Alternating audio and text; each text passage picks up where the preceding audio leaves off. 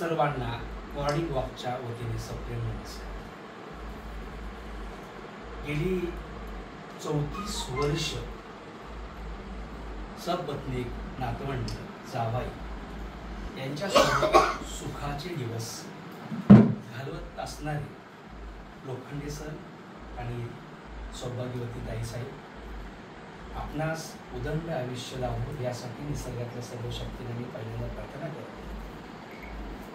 सातत्याने स्वतःचा प्रपंच करत करत दुसऱ्यांच्या हितासाठी काम करणं हा धर्म मानून आपल्या जातीतल्या लोकांसाठी असेल, समाजातल्या लोकांसाठी असेल, असं आपलं काम आहे.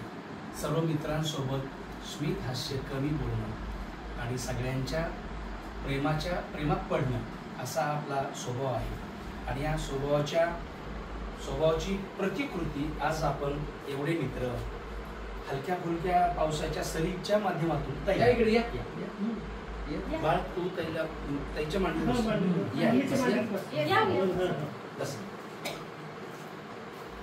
तर कधी कधी मला स्वतःला असं वाटतं की माझ्या आपल्या आयुष्यामध्ये काय कमवलं तर ती माणसं कमवलेली असतात. म्हणून अशा छोट्या छोट्या प्रोग्रामवर सुद्धा हसत खेळत मित्र एकत्र येतात.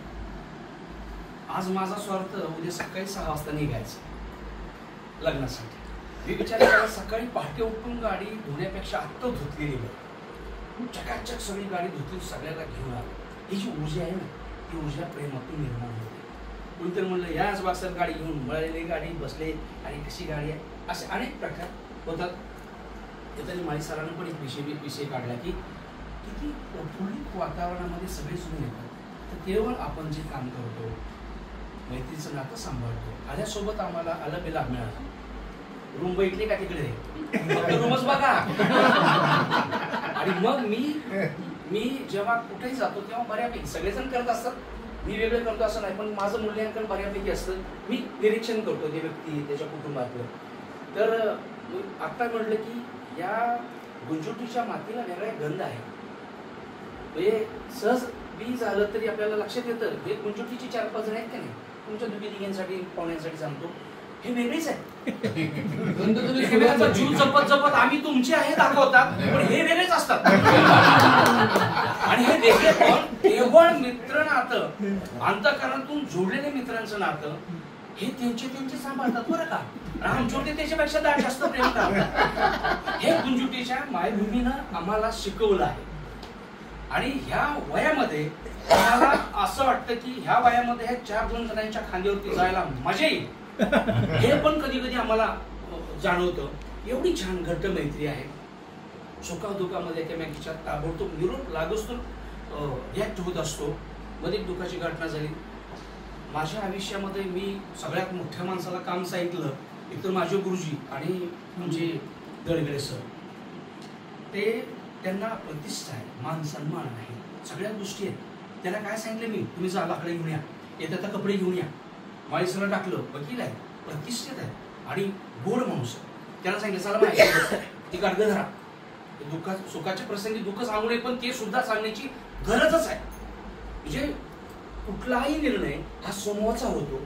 आणि आमच्या गुरुजींना तर काय, आम्ही बाहेर गेलो की नाचा म्हणलं की आम्ही नाचा सुरू. म्हणजे बालपणा लेका देवा मुंगी साखरेचं राहा, याच्या इतकं अजून कसं जगायला पाहिजे, तर त्याच्यापेक्षा गोड जगायला पाहिजे. आणि ते सगळेच जण आम्ही जगत असतो. आता 2-3 महिन्यात मैत्री बरंच केली. मी बोलवलं माने गुरुजींना, फोन केला त्यांना, लागला ह्यांच्याकडे. नाहीतर आमच्या शक्यतो सुरुवातीला मिसळत नव्हते. ते आले जे मिसळले 2-3 महिने पार परेशान होतो. इकडे पाय वाकडा करा, तिकडे पाय वाकडा, फोन दाबा, म्हणजे अशी एक हिऱ्यासारखी माणसं आता आमच्या सोबत आहेत.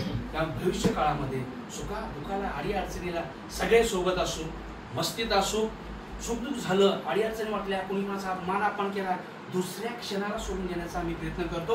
म्हणून आज आम्ही आपल्यासोबत आलो. आम्हाला खूप आवर्जून निमंत्रण दिलं त्याबद्दल धन्यवाद व्यक्त करतो. मी थांबतो. नमस्कार.